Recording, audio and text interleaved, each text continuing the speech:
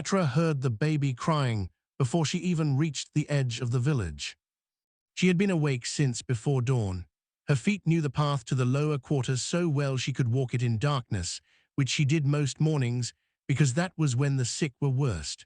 The crying was coming from the Dunner house, the one with the broken shutter that nobody had fixed, since Dunner himself was taken to work the mountain quarry last autumn. She went in without knocking. The baby was on the bed, wrapped in a wool cloth that was already damp with sweat. The mother, Rissa, stood over it with the look of a woman who had not slept in 2 days and was past the point of crying herself. She looked at Petra the way the drowning look at anything solid. Petra set down her kit and started working. She checked the baby's temperature with the back of her hand, checked the color of the mouth, the rate of the chest rising and falling.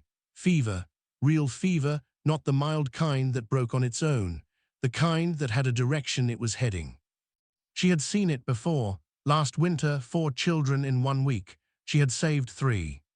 She did not tell Rissa this. She worked quietly, preparing the willow extract, the cooled compress, the small cup of diluted stonecress tea that she would get the baby to take drop by drop if she had to. Rissa asked once if it was bad. Petra said what her old teacher Helv used to say, "It's what it is. We work with what we have." The baby's name was Cole. He was 7 months old and had his father's ears. Petra stayed 3 hours. When she left, the fever had not broken, but it had steadied. She told Rissa to keep the compresses cool, not cold, and to send for her if anything changed. Rissa tried to give her a coin. Petra told her to keep it. She said she would take a jar of the pickled greens from the garden when Cole was better. She was halfway back up the lane when the shadow crossed the ground in front of her. She stopped. She had lived in Coldfen her entire life. She knew the difference between a cloud shadow and a dragon shadow. Cloud shadows moved smooth and slow. Dragon shadows moved like something alive because they were. She looked up. There were 2 of them circling, not the normal patrol. Those came every 3rd day, always the same route, always ignoring the village as long as nobody was foolish enough to make noise. These 2 were circling, looking. The village had gone quiet. That was how you knew people were afraid. Coldfen was never fully quiet. There were always children, animals, the sound of the mill at the eastern edge. Now there was nothing. Then the larger one came down. It landed in the open field beyond the fence, which meant it chose not to land on the houses, which Petra noted without comfort. It was dark-scaled, old, with scars along one side of its jaw. It did not speak. It had 2 humans with it, walking ahead of it the way water runs ahead of a flood. The 2 humans were soldiers, human soldiers in Dragon Kingdom colors, which Petra had seen before and never liked the look of. They asked for the elder first. Old Bren came out and managed not to shake too visibly, which Petra respected. They asked for a healer. Bren pointed at her. She had been standing 12 feet away the whole time, her kit still over her shoulder, and she had not moved. She met Bren's eyes when he pointed. She did not blame him. In his position, she might have done the same, and she had decided she would not spend whatever time she had left being angry at people who were simply scared. One of the soldiers walked over and said the Dragon King had sent for her. His daughter, his heir, was sick with something the dragon healers could not name and could not fix. Someone had mentioned her name. She was being collected. Petra said, "Give me an hour to pack what I need." The soldier said she had what was on her back already. She said, "Then I need 15 minutes." She walked back to her house, which was small and had a good herb garden and a single room where she slept and worked and kept her supplies. She added what she could to her kit, the things she knew and the things she guessed she might need, working from the description the soldier had given her: cold extremities, slowing heartbeat, loss of fire, because if she did not think practically, she would think about the other thing, and the other thing would not help anyone. She went next door and told Wen to water the garden every other day, not every day, because the mint drowned easily. Wen started crying. Petra told her to stop. She went back to the field. The dark-scaled dragon was still there, still silent, watching her cross the grass toward it with the particular patience of something that had never had to wait for anything it actually wanted. One of the soldiers told her to walk faster. She walked at exactly the same pace. The dragon turned and started north toward the mountains. Petra followed. She did not look back at the village. If she looked back, she might stop, and if she stopped, she might not start again. She looked at the path ahead instead, and she thought about what she knew about fever and cold hearts, and the way a body fights when it still has something to fight with. Nobody told her the child's name for the first full day of the journey. She learned other things. The dragon walking ahead of her was called Osek. He was the king's general, which explained the patience in his silence, not the patience of someone kind, but the patience of someone who had never needed to explain himself and did not intend to start. The two soldiers were named Vord and Pell. Vord walked slightly ahead, Pell slightly behind, in a way that was not quite an escort and not quite a guard, but managed to feel like both.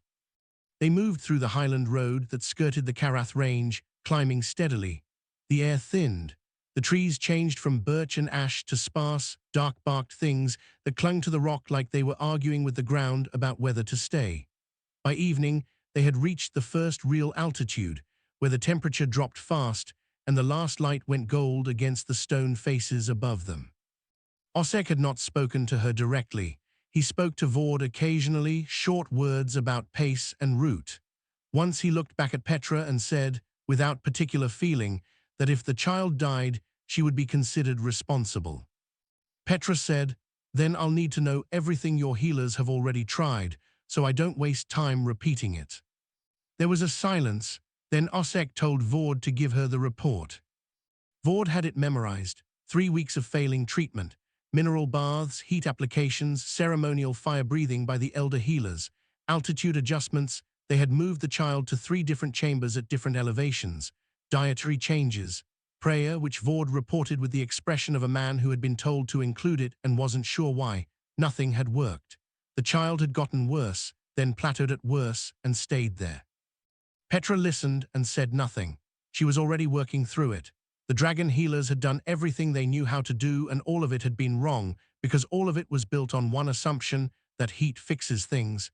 She had seen the same mistake in human healers who treated every fever with more warmth. Sometimes the body was not fighting. Sometimes it was simply failing, and what it needed was steadiness, not addition. On the second day, they arrived at Mount Karath. She had seen the mountain her entire life from a distance. It looked different up close. It did not look built.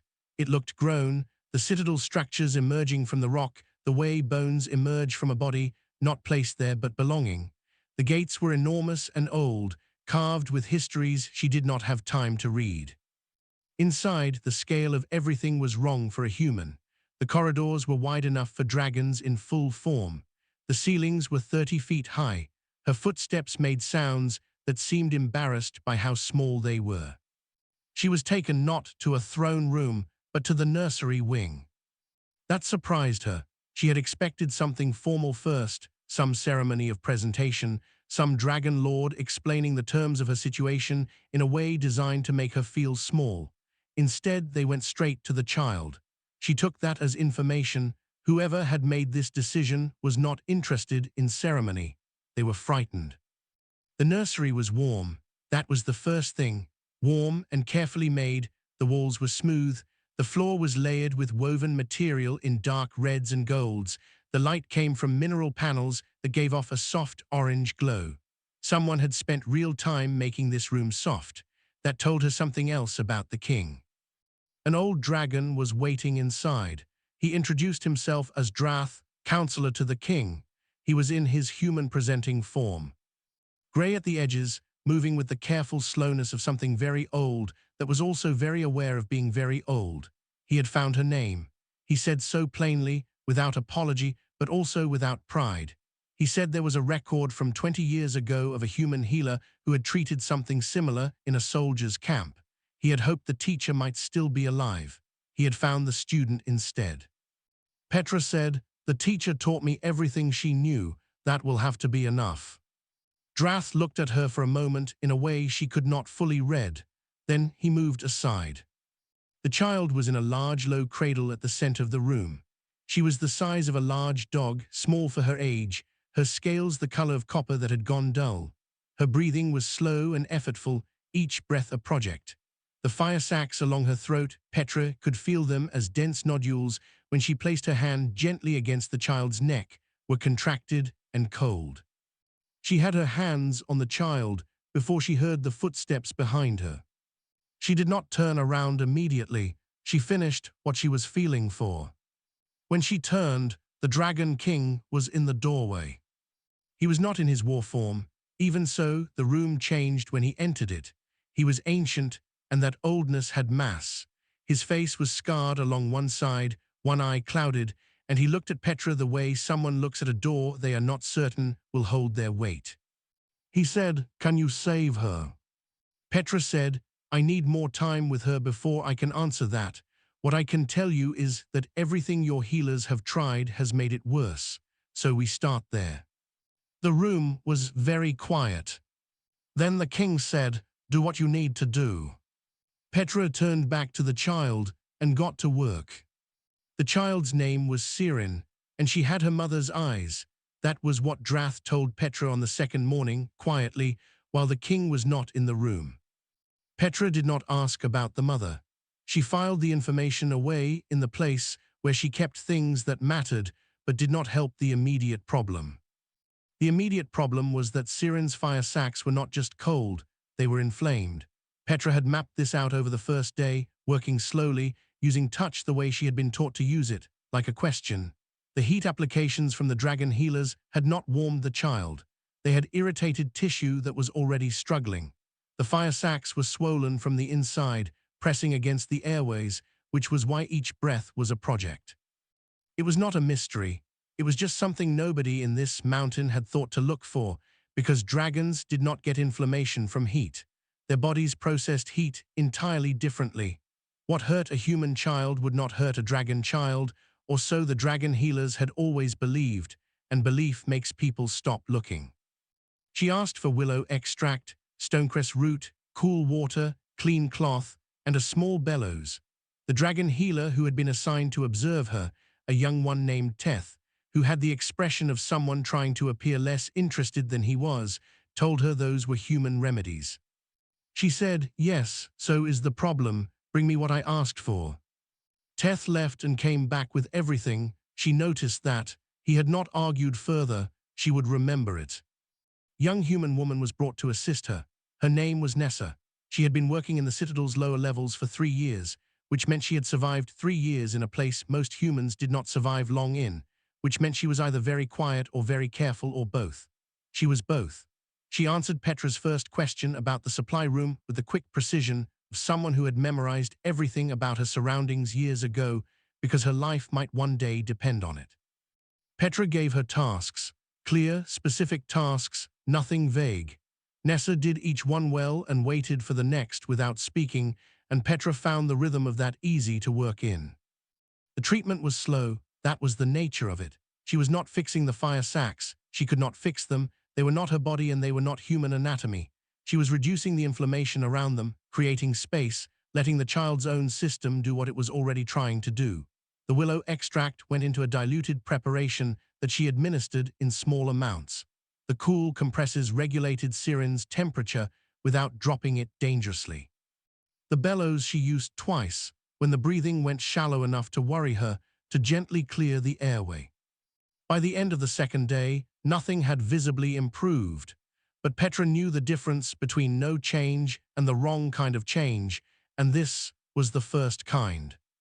She slept in 2-hour intervals on the cot they had put in the adjoining room. She woke each time with the feeling of coming back from somewhere she had been very far away, which was normal when she was in the middle of something difficult. On the third night, she became aware of a sound. She had been sitting beside Sirin, who was in one of the unresponsive spells that came and went, not sleep, not wakefulness, just a grey absence that was the worst symptom to watch. The king was in the doorway. He came most nights, never inside, always crouching at the entrance because the room was not built for him. He was usually silent. That night he made a sound, low and resonant, barely above hearing, the kind of sound that lived in the chest more than the air, a rhythm to it, slow and steady. Siren's breathing changed, not better, not worse, but more regular. Petra said, without turning around, "Keep doing that." Silence from the doorway. She said, "Whatever that is, it's regulating her. Keep doing it." The sound started again. She did not know what it was called in dragon terms. She knew what it was in human terms because she had heard mothers do it, and she had done it herself over sick children when words ran out. It was the oldest thing. It cost nothing. It helped everything. They stayed like that for 2 hours, the king humming in the doorway and Petra working in the lamplight, and Siren breathing in a pattern that was, very slightly, more like what breathing was supposed to be. On the 4th morning, Drath came in early and stood near the cradle for a moment. He said, without looking up, "She has not declined since you arrived." Petra said, "No." Drath said, "That has not been true for 3 weeks." She knew what he was telling her. She nodded once and went back to work. Teth came in that afternoon and asked, formally and with some difficulty, if she would explain the inflammation hypothesis. She explained it. He listened with his full attention. She could see him reorganizing something in his mind, the particular expression of a person finding out that a truth they did not know had been there all along. She did not feel satisfaction about it. She felt tired, the way she always felt in the middle of something that wasn't finished yet. Outside, somewhere in the mountain, Osek was telling someone that the child's improvement was coincidence. Petra did not hear this. It would not have changed anything if she had. On the 7th night, Siren stopped breathing. Petra was awake. She was almost always awake between the 2nd and 3rd hour of the night, because that was when the body was at its lowest, when whatever fight was happening inside reached the point where it had the least support. She had been watching Siren's chest, counting the intervals, and she knew before it happened that something was shifting, the way you know a sound is about to stop before it actually does. When it stopped, she was already moving.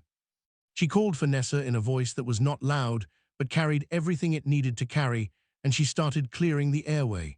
Siren's fire sacs were in full contraction. She could feel them locked up under her hands, every muscle in the throat clenched against the inflammation. The compresses had kept the swelling down, but not eliminated it, and something had pushed the system past the edge. Nessa was there in 12 seconds. Petra gave her the bellows without explaining. Nessa had watched her use them twice, and she understood. While Nessa worked the bellows to keep air moving, Petra used both hands on the fire sacs, not pressing, not heating, applying a specific kind of sustained pressure that her teacher Helv had called finding the argument, the point where the body was fighting itself and you put your hands in the middle and told it to stop. The dragon healer Teth appeared in the doorway, then 2 others, then Osek. One of the older dragon healers came into the room with a heat application tool already in hand. Petra stepped between him and the cradle. She said, "If you apply heat right now while her system is in contraction, the tissue will rupture. Put it down." He was twice her height, even in his human-presenting form. He looked at her like she was something he had found in the hallway that he was not sure how to classify. She did not move. He stopped. Osek said from the doorway that she should stand aside and let the trained healers work. Petra said, still not moving, "They've had 3 weeks. I need 11 more minutes. If I'm wrong, you can do whatever you want." She turned back to Siren. She worked. Nessa kept the bellows steady without being told. Petra's hands stayed on the fire sacs, holding the pressure, finding the rhythm of the contraction, and working against it the way you work against a locked joint, not forcing, suggesting. She talked to Nessa in short words. She talked to Siren too, low and constant, not because the child could hear her, but because it kept her own voice from shaking. At 9 minutes, Siren's body shuddered. At 11 minutes, she breathed. It was not a gasp. It was a real breath, full and deliberate, the chest rising with actual intention, then another, then a third, easier than the second. The room was absolutely silent, except for that sound. Nessa lowered the bellows. Her hands were shaking. She pressed them flat against her thighs and stood straight. Petra stayed where she was, both hands still on Siren's sides, feeling the heartbeat settle from its panicked arrhythmia into something that resembled an actual pace. She kept counting. She would keep counting for another hour, because the next 60 minutes were when things could reverse, and she was not going to stand down until she was certain. The Dragon King arrived 4 minutes later. He had been summoned from the Great Hall, where the court had gathered for some matter that had nothing to do with Petra or Siren, and he had left it mid-sentence, according to the soldier who had run to get him. He filled the doorway in a way that was different from his usual nightly presence, less still, more like something that had been running and stopped. He looked at his daughter breathing.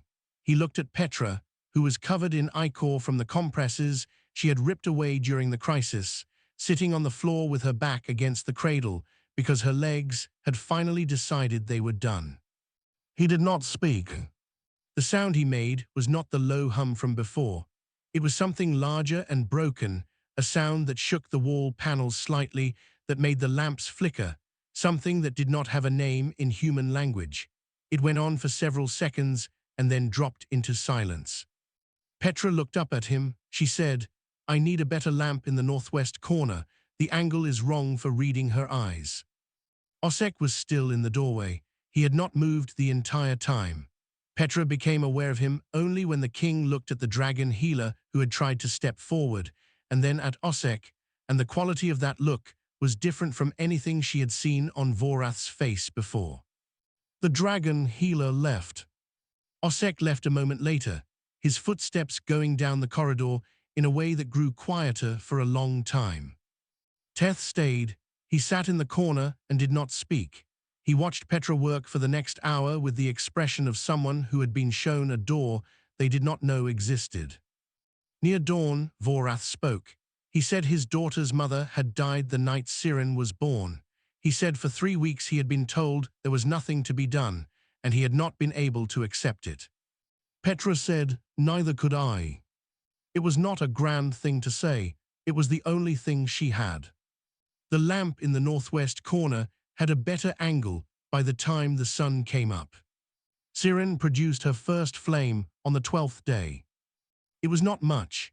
It was barely the size of a candle, a thin blue-gold flicker that came out of her mouth when she exhaled, and it lasted about 2 seconds before going out.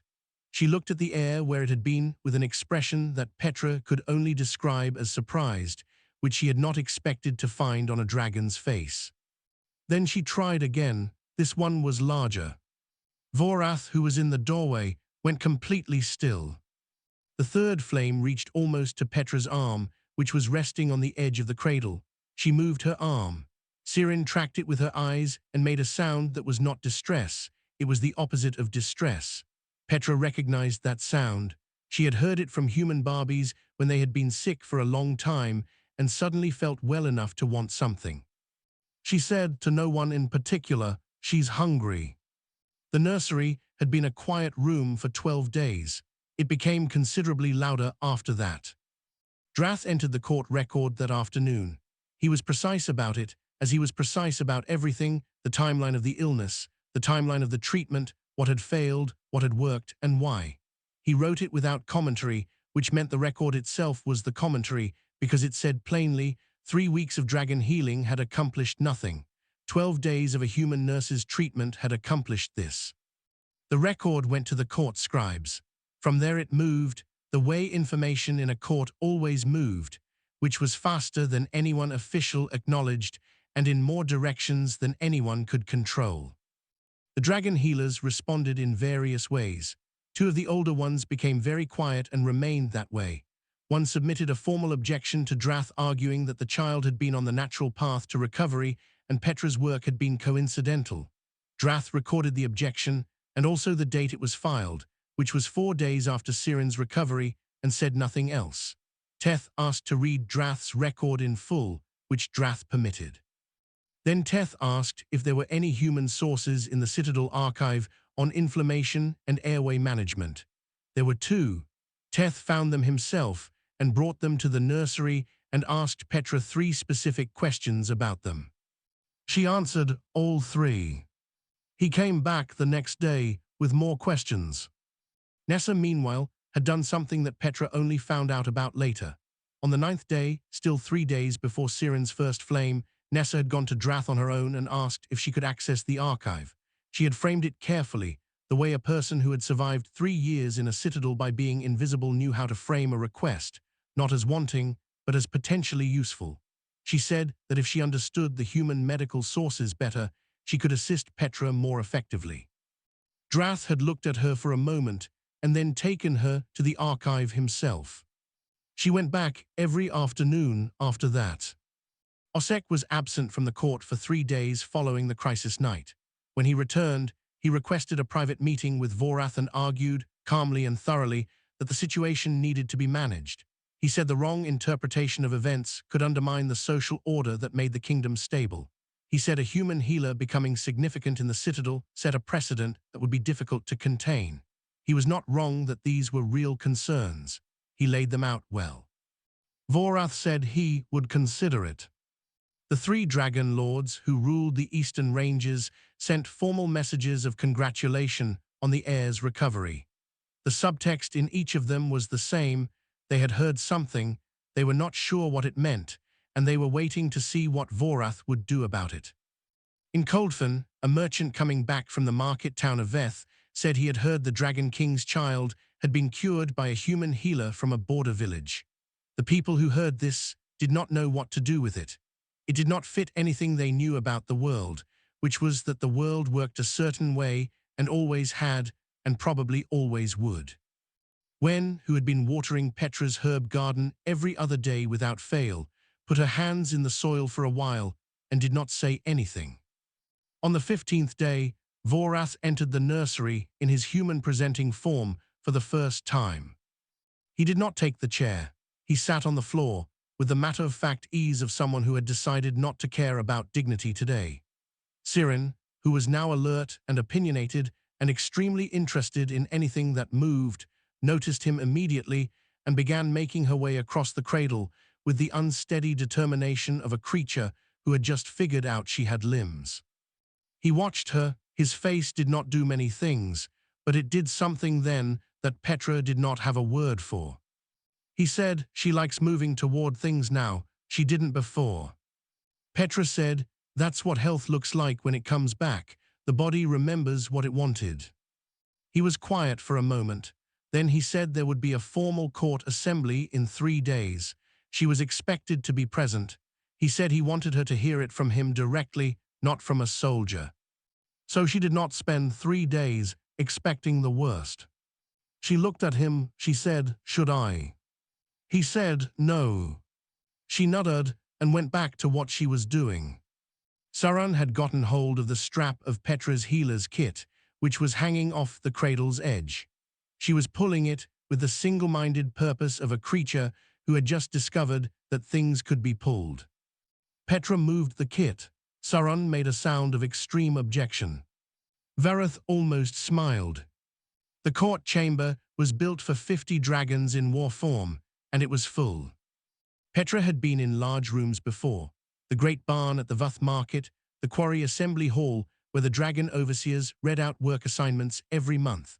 Those rooms made her feel like one person in a crowd, which was a feeling she understood.